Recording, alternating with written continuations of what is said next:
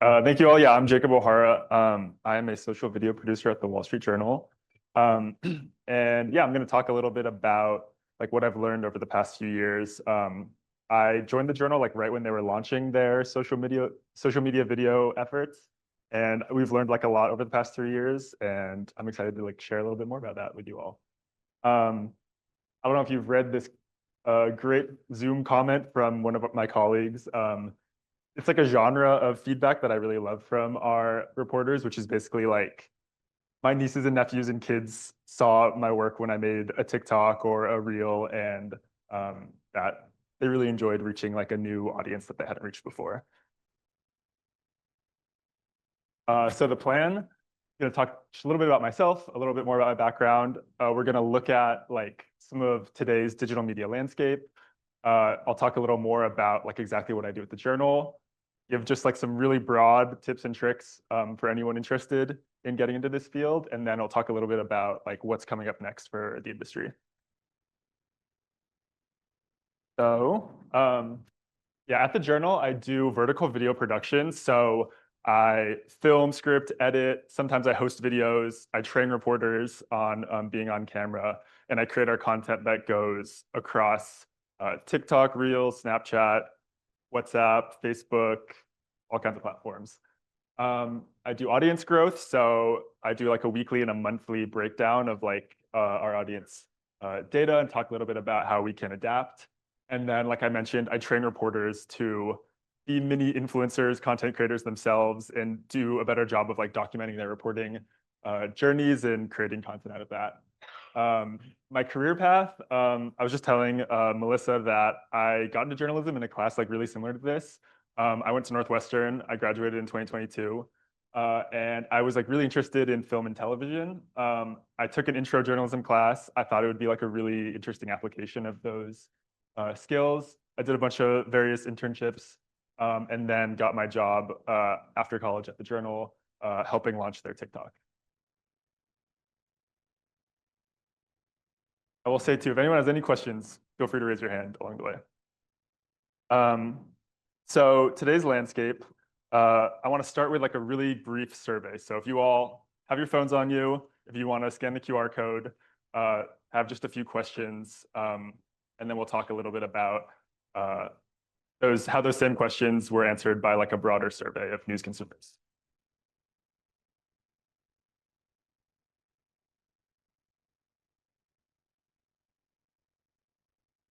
Okay, and move on to the questions. Oh, okay. Give me one moment.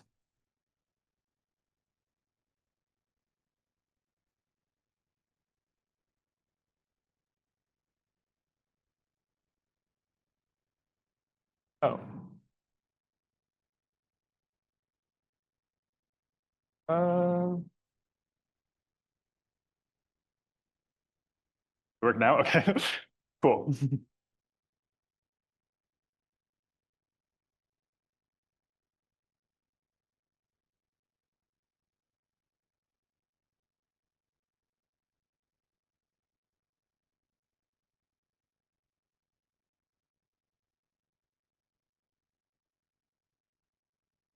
This is my first time doing this, so we will see what happens.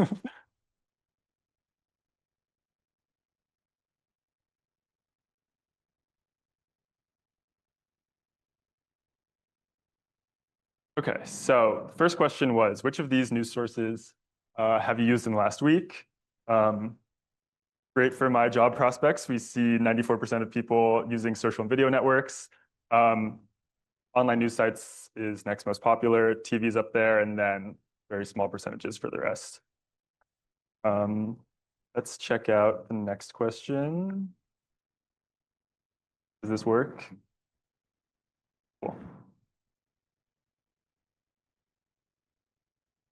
Yeah, so this is, which of these is your main source of news?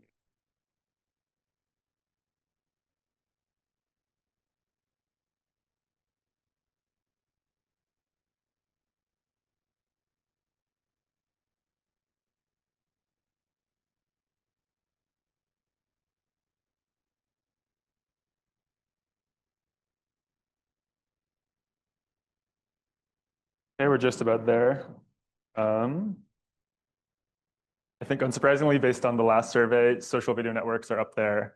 Um, this is actually not, I've done this with other classes and it has not been this high in social and video networks. So very interesting. And I have one last question here, um, which is, are you concerned about what is real and what's fake when it comes to online news?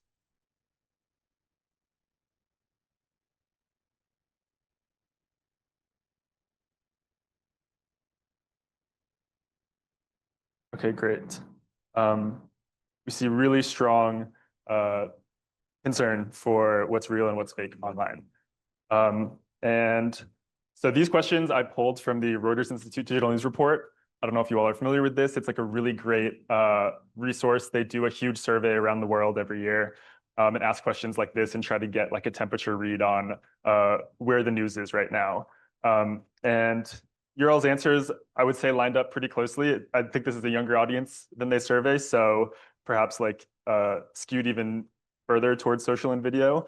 But you can see for like the first time ever, social and video has surpassed TV, and it's now the #1 way that people consume their news. So yeah, this is like a really big factor in what we do at the Journal and why we do it. News consumers are like on these platforms, they're looking for stuff like this. Every year we see like higher and higher viewership numbers, and we want to kind of meet audiences where they are and provide our great reporting that we already have in like packaging that makes sense for them.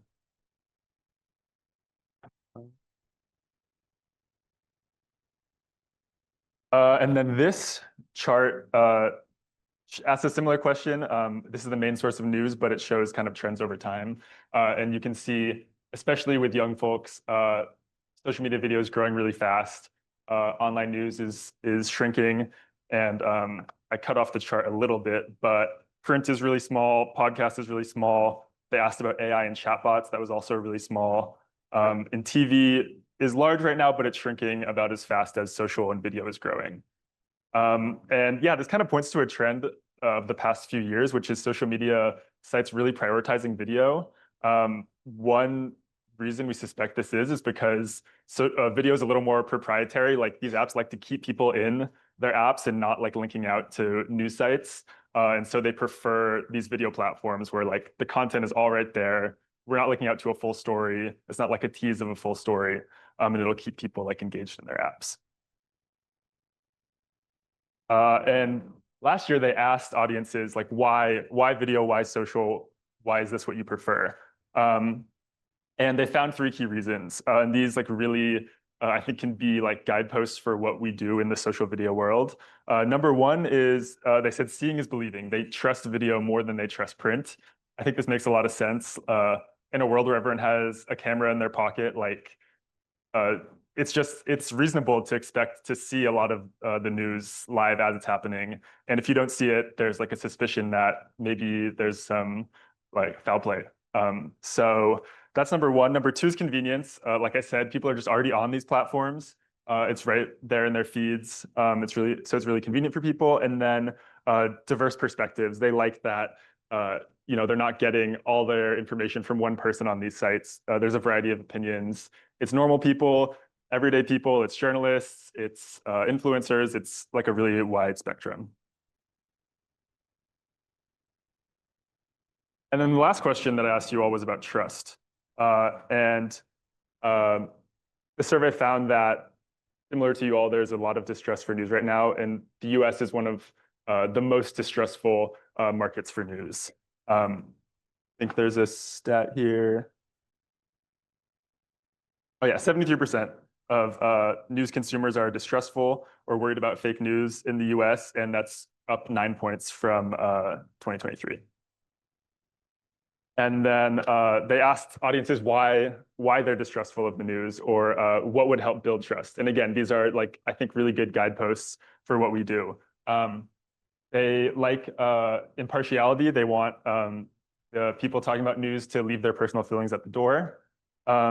They have really strong feelings about accuracy. They want news that focuses on the facts and avoids speculation. And these are things that I think when we think about what builds trust, it's important to think about where that trust has gone. There's a lack of trust in media, but a lot more trust has gone toward influencers, celebrities, even other normal people just posting on the internet. And I think that they're not necessarily that they're not necessarily more impartial or more accurate than journalists, but they're more savvy about how they talk about these things. Impartiality, for example, I think journalists often think very literally about their truthfulness. They'll say, okay, maybe this isn't true, I'll add a some, like some people think this.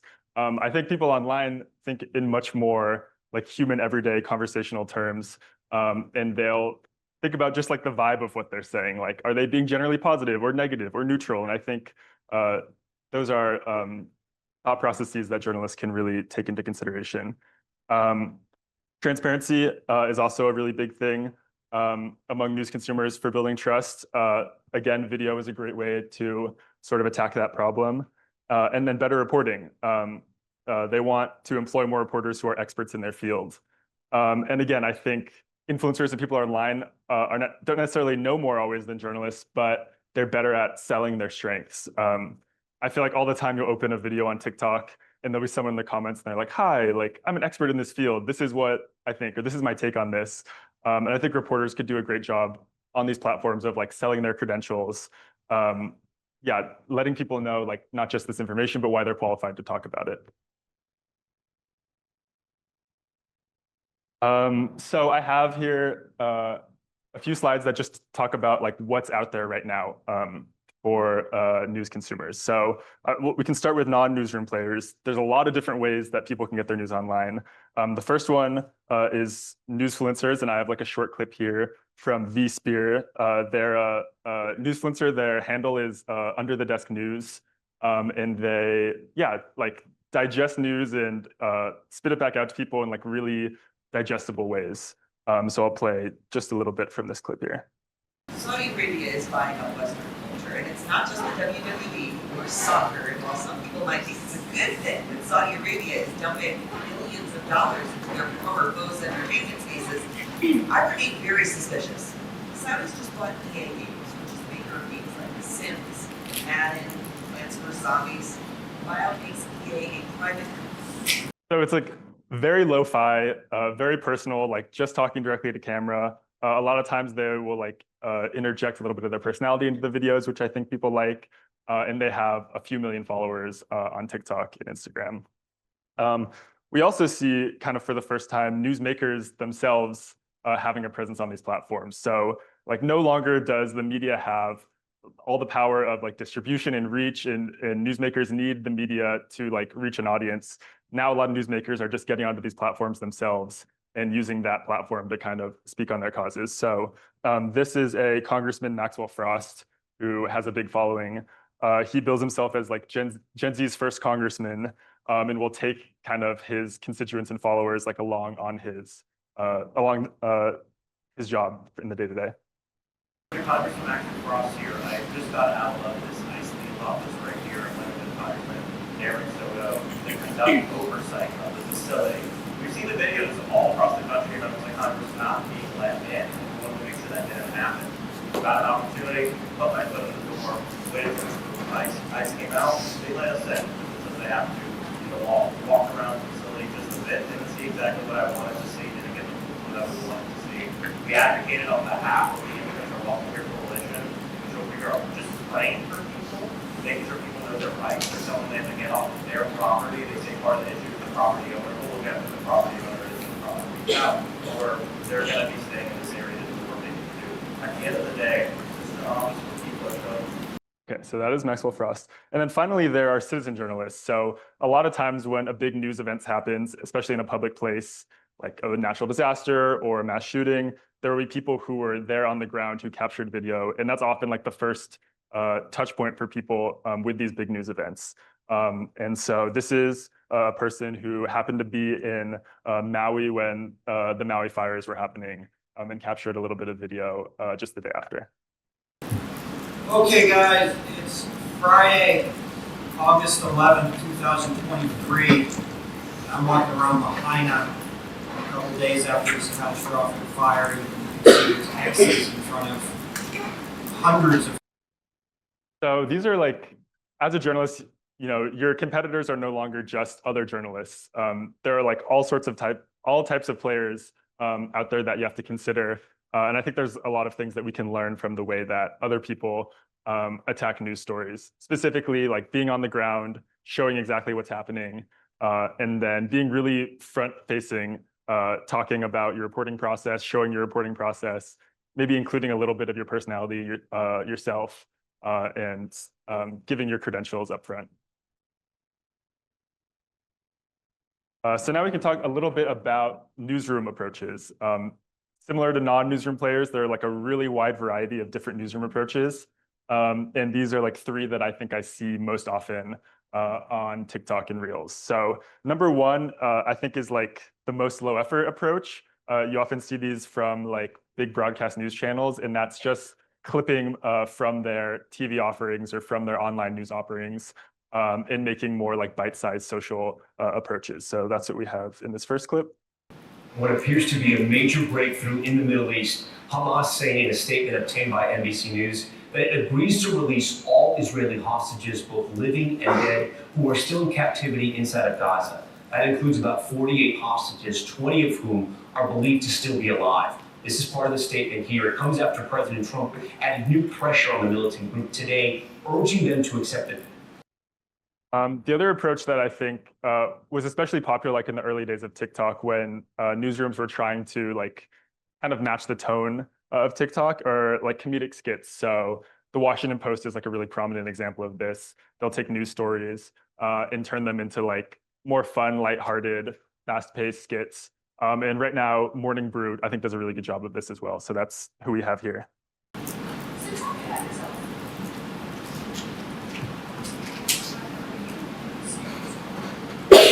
For in-person interviews have gone up to 30% from 4% in 2024. Some people have a hard time adjusting to that, so I come in and just help them out. So your children's for this one, you see that there. She's usually the peer speaking. I ask her any questions about she's the only ask her directly. So they'll often pair like a trending news story with like a literalization of that story. They'll play different characters. Sometimes they'll go out in the real world and talk to people on the street, film like, from the field work. And that is like another way to really connect with audiences and build around like creators within their newsroom.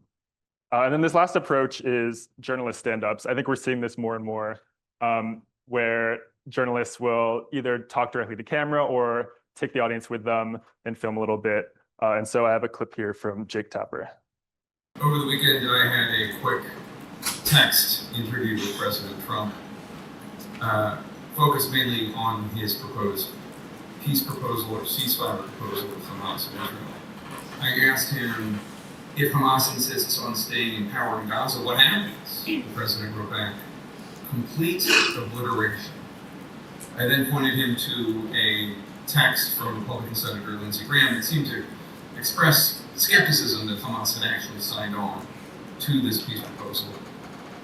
Lindsey Graham interpreted the response as a rejection because they insisted on quote.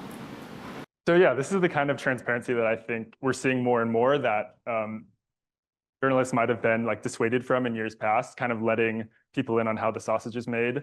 I think showing these kind of texts directly and revealing your reporting process could do a lot to build trust with audiences.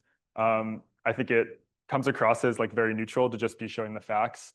And like I mentioned, I think we're seeing a lot more journalists take this sort of approach as like kind of content creators, pseudo content creators on these platforms. Okay, so now we can talk about social video at the Wall Street Journal and like a little more about what I do. I want to stop really quick. If anyone has any questions before I move on, I'd love to answer any.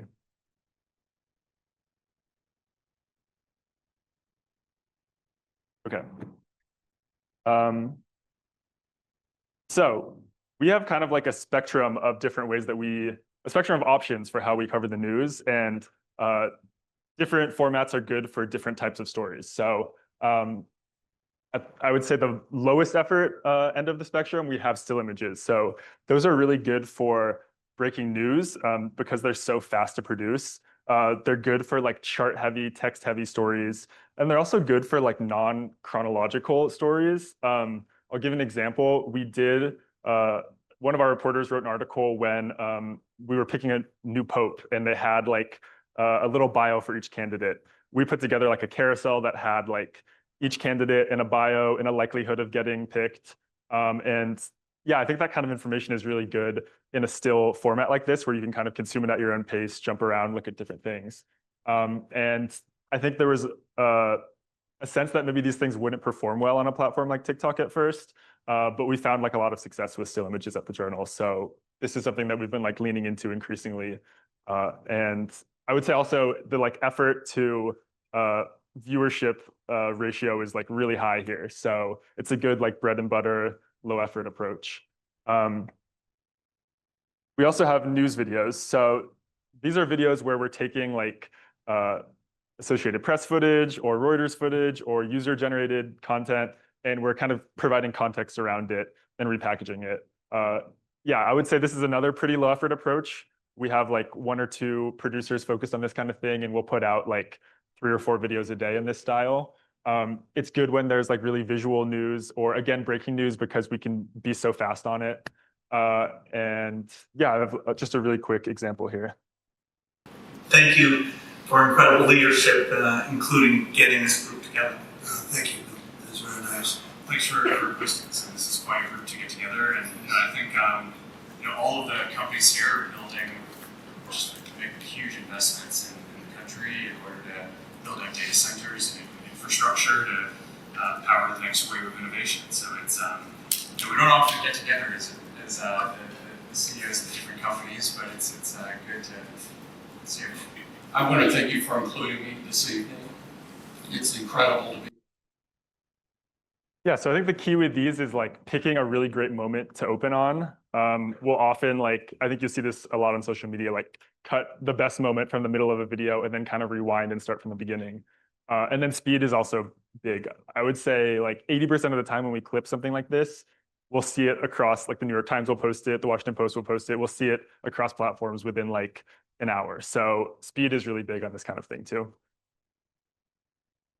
And then on the other end of the spectrum, we have like original video, which is kind of what I focus on at the journal. And there are 2 types of originals. We do stuff in our office and we do stuff out of our office. Our in-office stuff is good for when we have a lot of visuals. We're always trying to think about what stories like make sense for social, because not necessarily everything does. And then yeah, stories where like the reporter didn't travel or where there's not an obvious like real world location to go to. A lot of these are like trend pieces talking about like US trends or logistical challenges.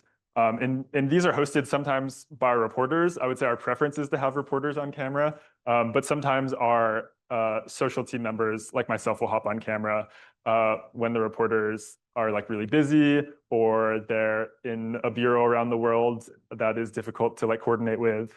And so this example here is a video that I did that I hosted on the Pope's funeral and like an unusual funeral tradition.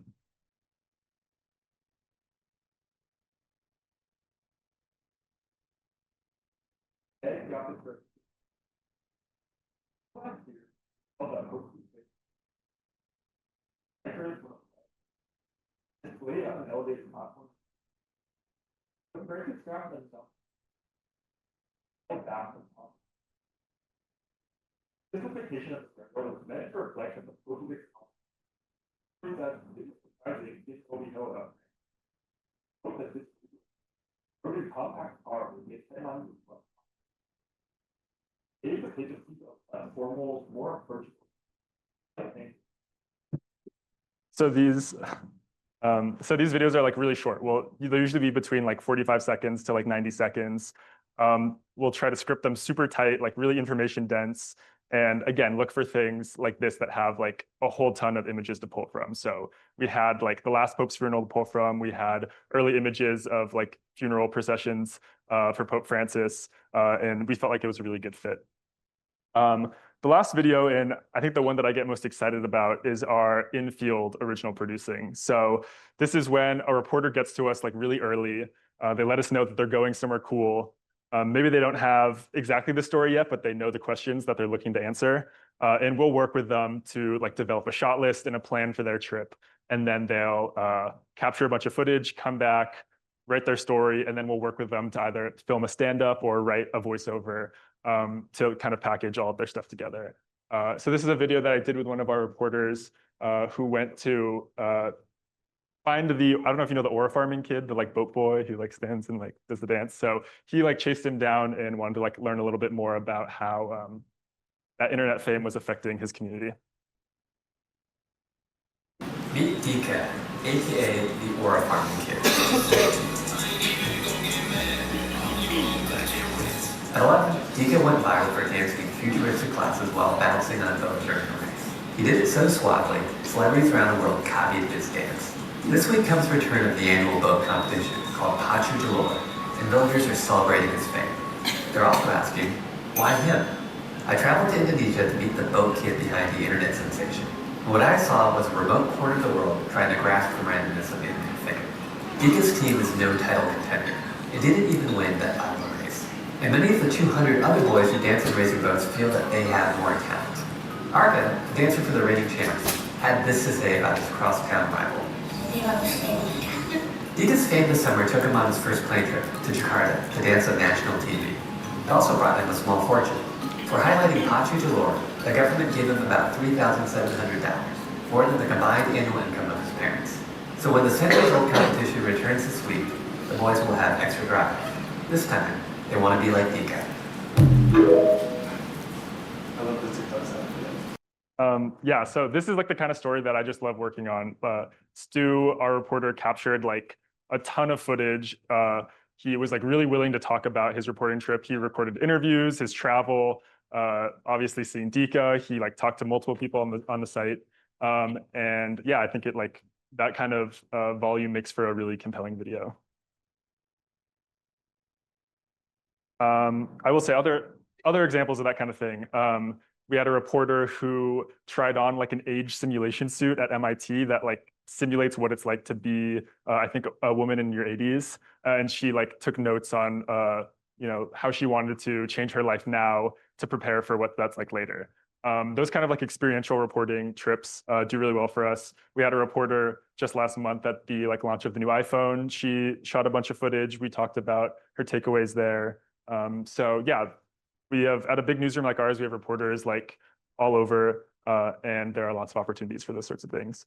And so here I've just sort of generalized some more of that spectrum of content. It is low effort to high effort, but there are other things in consideration too. Speed is a big one. If we're producing breaking news, we want to be really fast. Again, still images are good for that. A lot of times those more high effort projects have a longer shelf life. The way that these like video platforms work with their algorithms, stuff can have a really long shelf life. If it's a little more evergreen and a little bit more distinct, yeah, things can pop up months or even years later if it's getting a lot of search. So that is another consideration. Again, more personality in these high effort videos. I would say a little bit more trust too, if we're able to kind of bring people into our reporting process. Low reporter involvement, high reporter involvement, another big consideration. For that Pope Francis funeral procession, I hosted that video because our reporter was really like, he's our Vatican beat reporter, and the week the Pope dies, like they don't have time to do a video like this. So I hopped on camera for that. And then, yeah, more unique, less unique. Okay, so now some quick takeaways, I guess, from my few years doing this. First, I have some tips on selecting stories, if any of you are looking to do a career like this in the future, or I think this probably applies broadly to like the future of journalism as well. Number one, I think we've learned to think like super visually. We're always looking for stories that like make sense on a platform like TikTok or Reels. So if it doesn't have video or images or charts that we can work with, it might not be the best fit for a platform like this. And we always want to put our like very best footage at the very top of the video, which I think I mentioned already. You want to be either evergreen or distinct or fast is another thing that I think we've learned over time. Yeah, again, if content's evergreen, obviously timing doesn't matter, but if it's breaking news, you either need to be really quick on it, otherwise people are going to see it elsewhere and not really care about a take that looks exactly like everyone else's, or we have to be really distinct, which is, I think, a place that we've found success as the Wall Street Journal. We're like a business finance publication. A lot of times we can have a take on something that's more money focused than someone else. And that can really help our content stand out, even if we're not like the very first person to cover it. And then finally, shareability works. I have a quote here that I read on a great LinkedIn post by Jasmine Bina that said, the largest type of content on TikTok by far would be, quote, offloading of cognitive burden, or essentially memes that do the labor of capturing and expressing an obscure idea or thought or emotion that you can't quite put your finger on. People want to know that their feelings are named, and they want to know that other people feel the same thing too. And we've seen a lot of success as well with these sorts of stories. A lot of times this is trend reporting. The story that I have in that bottom right corner, America's young men are falling even further behind, found a huge audience with people who sympathized with the headline. And yeah, shareability really works. We, in addition to views, like really look for stories that pop off in comments or shares. That is like an indication to us that it's really resonating with audiences. And I think that's like a good thing to think about when you're selecting stories for these platforms.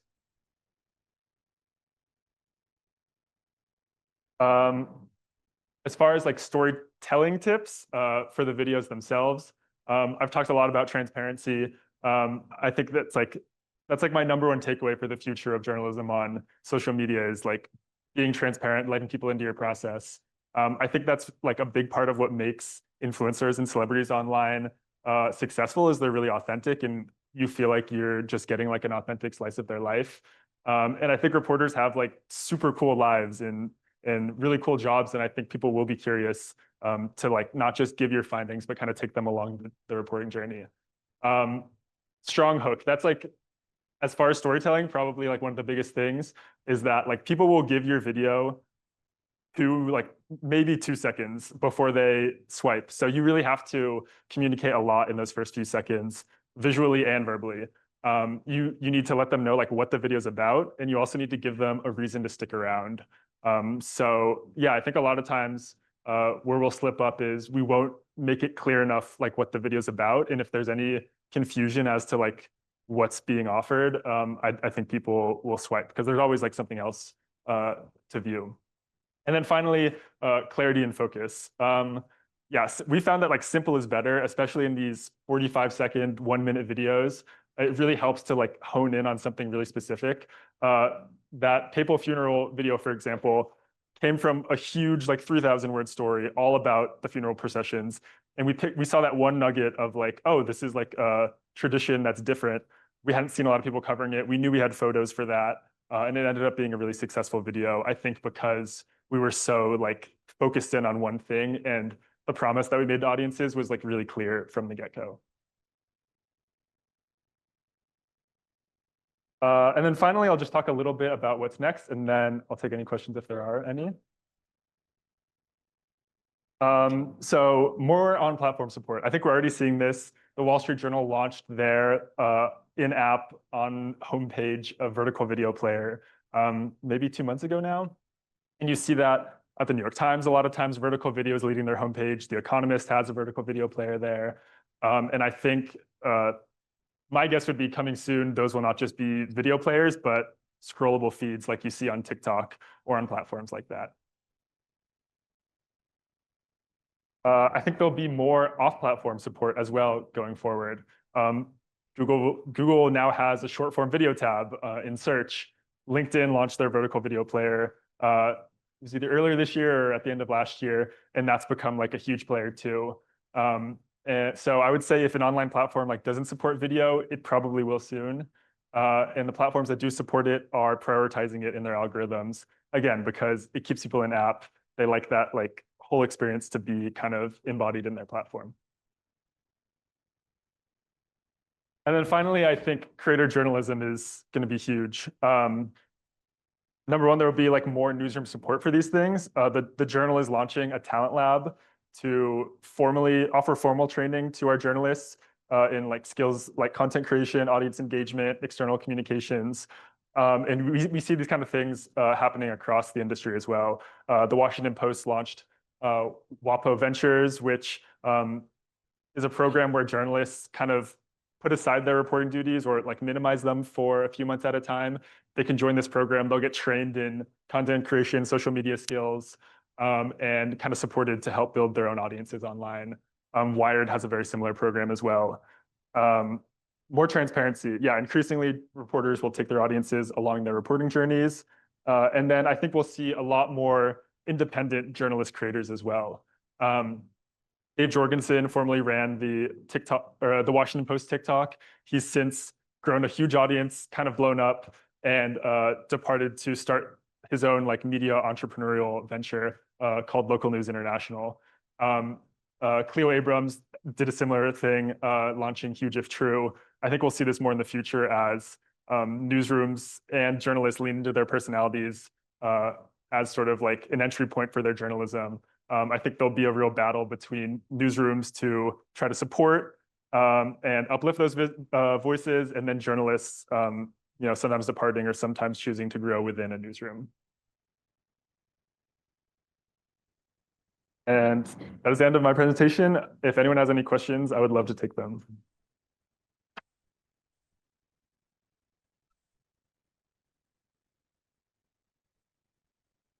Yeah.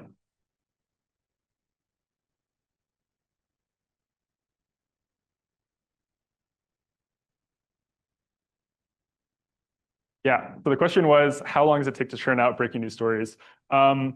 Like breaking news, I think we'll try to get it out within like 10 minutes.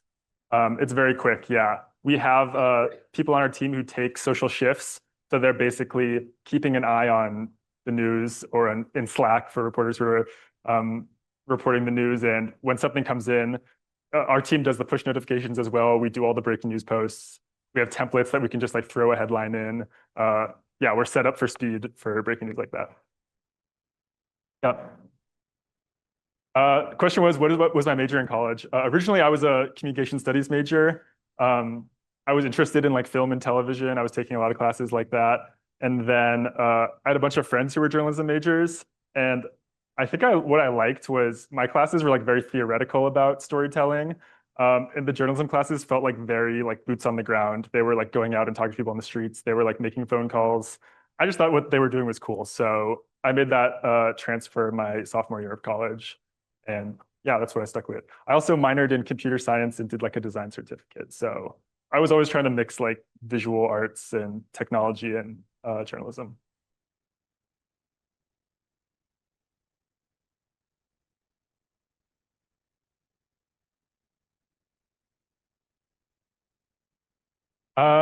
Okay.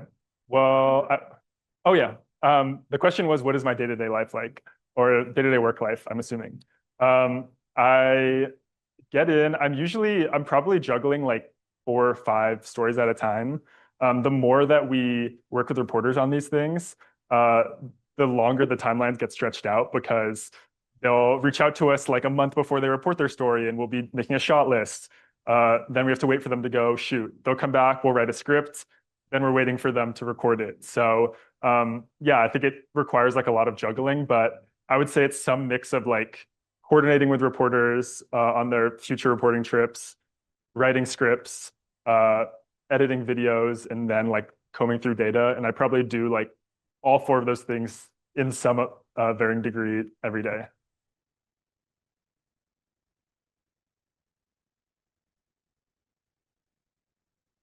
The question was, do I use a lot of AI in my work? The only thing I use it for right now is sometimes I will paste the article into, the journal has a partnership with Google and Gemini. So I'll paste that in.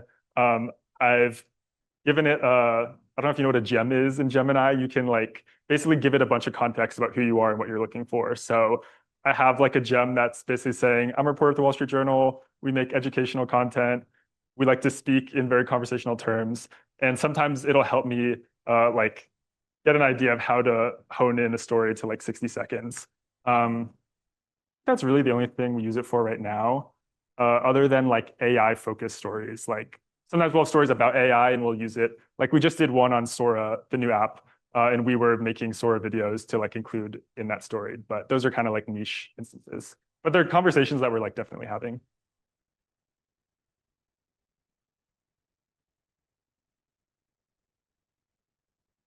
Yeah, the question was, do we have a quota that we're trying to hit for videos?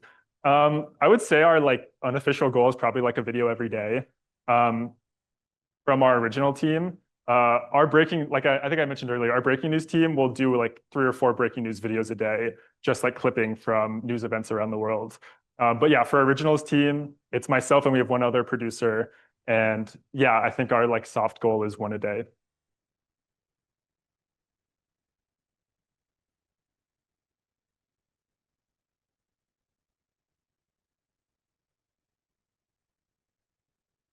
Yeah, the question was, as our team's like first social video producer, is there a lot of creativity in my job? And I would say yes. I think I feel very lucky that I got this job when I did. I think even just 3 or 4 years ago when I started, there were like not a lot of answers as to what news on these platforms looked like. And I think they were just looking for like a young person who was native to these platforms, who like had some applicable skills, and they gave me like a lot of leeway to kind of figure it out along the way. I guess it wasn't just me. I had a editor for like social video as well, Julia Munslow. And together, yeah, there's a ton of creativity. If you like scroll back on our TikTok to like 3 years ago, we were basically doing like more that morning brew style content because that's kind of what we were seeing on TikTok. We were doing like really informal skits, really silly things. And I think over time we've like honed in on maybe that's not exactly what people are looking for from the Wall Street Journal. And yeah, we've decided to like lean in more to our like the breadth of our reporting, the authority of our reporters, things like that. Yeah.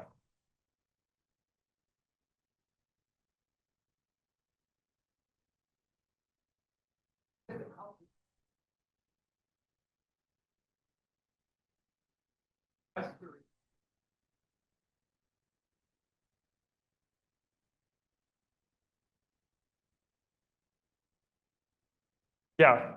So the question was, how difficult is it to like get our reporters to buy in on social video and make this like a part of their reporting process? It can be difficult. I think it was a lot more difficult a few years ago. And increasingly, like we're seeing reporters come to us like, this is really interesting. I think it's really helped that we've had like a newsroom-wide push to create this kind of content. But yeah, I would say there are people, I mean, there are so many pain points. There are people who get frustrated uploading footage. There are people who, just want to focus on their reporting when they're out in the field. And I think our strategy has just been to try to work with as many people in our newsroom as we can. I think we know like this is a very niche skill and it's maybe not for everyone, but we want to give everyone a try and see who likes it. And the people who respond well, we work with again and again. Reporters like Stu, who did the like boat boy video, he's probably done like, I don't know, 24 videos for us, and he loves it, and he always films when he goes out. So it's about like finding those relationships, I think, for us.